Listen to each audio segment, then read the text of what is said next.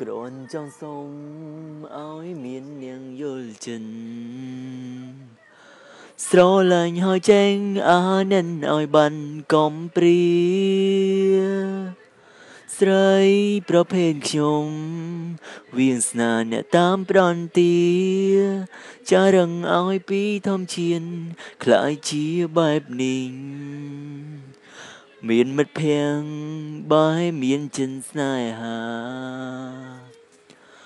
លួចស្រឡាញ់គេតែមខាងគេមិនដឹងឡើ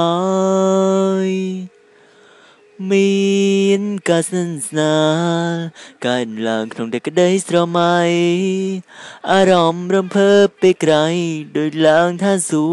គ៌ខាងក្រៅគឺជាប្រុងតែនិស័យគឺជាស្រី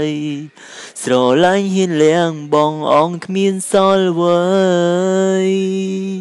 ផ្ដល់ឱកាសបានទេឲ្យខ្ញុំបានដូចក្តីស្រមៃសូមមានយ៉ាងណាដឹងដៃខ្ញុំទៅផងខ្ញុំគឺជាខ្ទើយតែខ្ទើយខ្ញុំមានស្នេហ៍ស្មោះមិនដូចជាស្រីដែលយូរខំស្មងមកយូរឡើយណាខ្ញុំប្រុងតែកាយតែបេះដូងខ្ញុំស្រីមែនតើណាស្មងស្នេហារនចាំជីវ៉ាដល់ផ្លូវជាមួយ